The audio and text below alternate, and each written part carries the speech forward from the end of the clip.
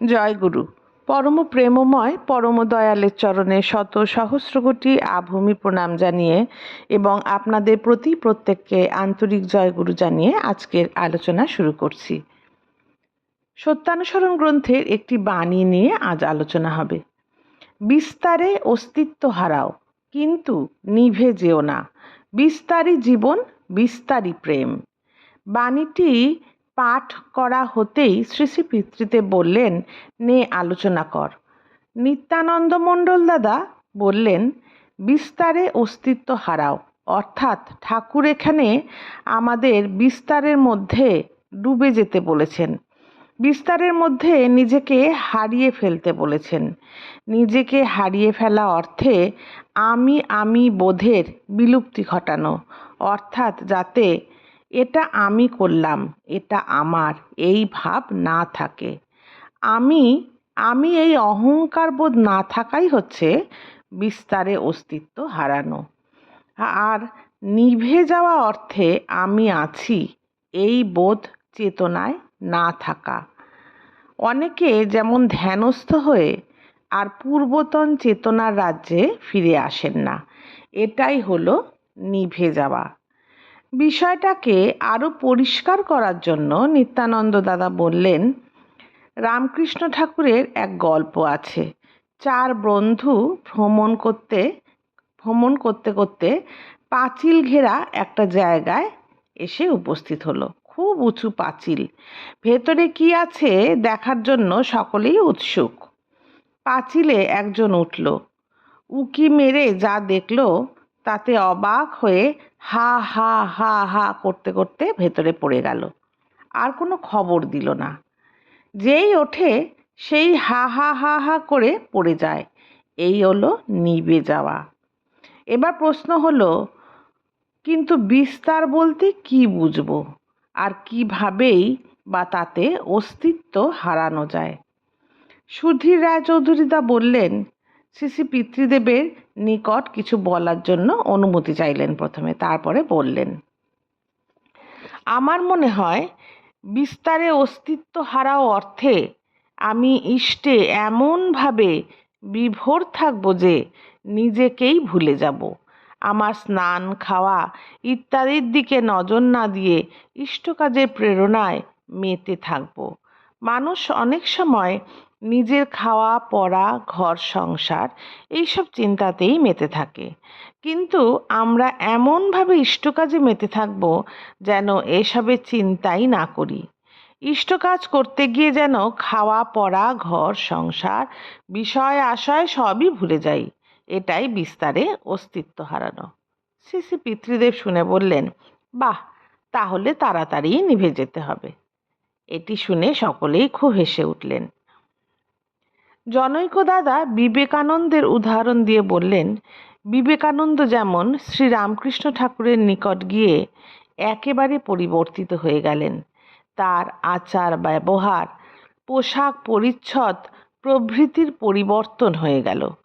ঘর ছেড়ে বেরিয়ে পড়লেন, শুভ্র বসন ছেড়ে গেরুয়া পরলেন। আমার মনে হয় এটাই বিস্তারে অস্তিত্ব হারানো। পিতৃদেব বললেন, আমরা যদি গেরুয়া পরে সন্ন্যাসী হই, তাহলে কি বিস্তারে অস্তিত্ব হারানো হয়? বিবেকানন্দ বিস্তারে অস্তিত্ব হারিয়েছিলেন কিনা তা আমরা কি করে বুঝব? অনেকেই ঠিক বিষয়টা বুঝতে পারছে না দেখে শ্রী শ্রী পিতৃদেব একটা ক্লু দিলেন।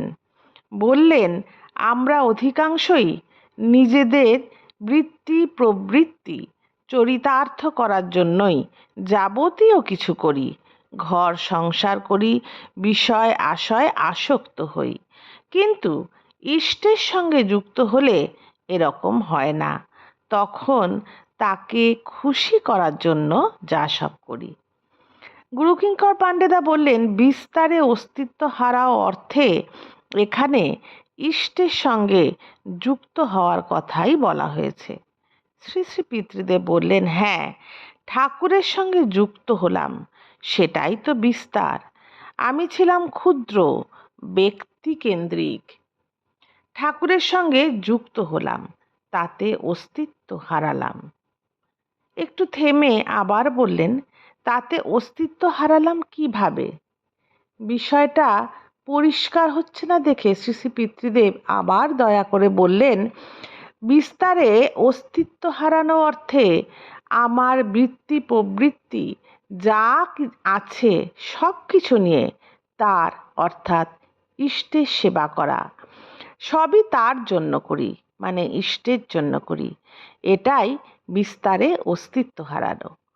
আমার বৃত্তি প্রবৃত্তির ধার ধারছি না, আমার যা যা আছে সব তার সেবায় লাগাচ্ছি। এটাই বিস্তারে অস্তিত্ব হারানো। এবার নিভে যাওয়াটা বল। শ্রী পিতৃদেব বললেন, এবার নিভে যাওয়াটা বল। তার মানে বিস্তার মানে কি? আমার যা আছে, আমার যা কিছু বৃত্তি প্রবৃত্তি আছে সব কিছু নিয়েই আমরা ইষ্টের সেবা যেন করি, সবই তার জন্য করি। এটাই বিস্তারে অস্তিত্ব হারানো। এবার নিভে যাওয়াটা সম্বন্ধে শ্রী শ্রী পিতৃদেব আলোচনা করতে বললেন। বসওয়ান্দা বললেন, তুমি প্রভু আমি দাস, এই ভাব নিয়ে থাকাই বিস্তারে অস্তিত্ব হারানো।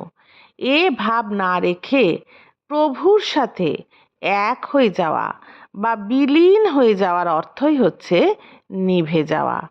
চিনির রস খেতে গিয়ে রসের মধ্যে ডুবে যাওয়াই হলো নিভে যাওয়া। শ্রী শ্রী পিতৃদেব বললেন, হ্যাঁ, নিভে যাওয়াটার ব্যাপারটা হচ্ছে তাতে লয় প্রাপ্ত হওয়া। ওই চিনির রস খেতে খেতে রসের মধ্যে পড়ে যাওয়ার মতো। তখন আর রস খাওয়া হয় না।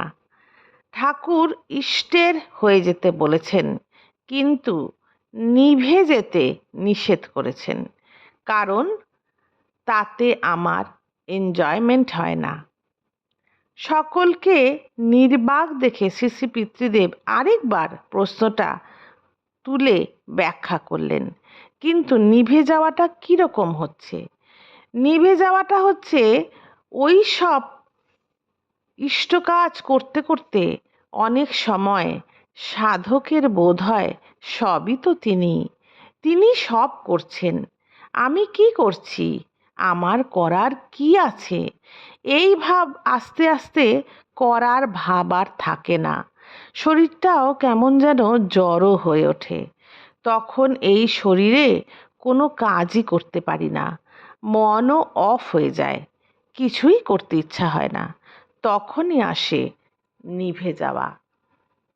শ্রী শ্রী পিতৃদেব এই ব্যাপারটিকে পরিষ্কার করার জন্য আবার প্রশ্ন তুলে বললেন যে নিভে যাওয়াটা কীরকম? নিভে যাওয়াটা হচ্ছে ওই সব ইষ্ট কাজ করতে করতে অনেক সময় সাধকের বোধ হয় সবই তো তিনি সব করছেন, আমি কি করছি, আমার করার কি আছে? এই ভাব আস্তে আস্তে করার ভাবই আর থাকে না। শরীরটাও তখন জড়ো হয়ে ওঠে। তখন এই শরীরে কোনো কাজই যেন করতে পারি না, মনটাও অফ হয়ে যায়, কিছুই করতে ইচ্ছা করে না। তখনই আসে নিভে যাওয়া।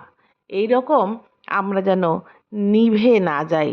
আমাদের যত বৃত্তি প্রবৃত্তি আছে ইষ্টের কাজ যেন আমরা করে যেতে পারি, এবং তিনিই সব করছেন এই ভেবে ভেবে আমার কিছু করার নেই, আমার করার কী বা আছে, এরকম ভাবলে আমাদের মন এবং শরীর দুটোই জড়ো হয়ে আসে।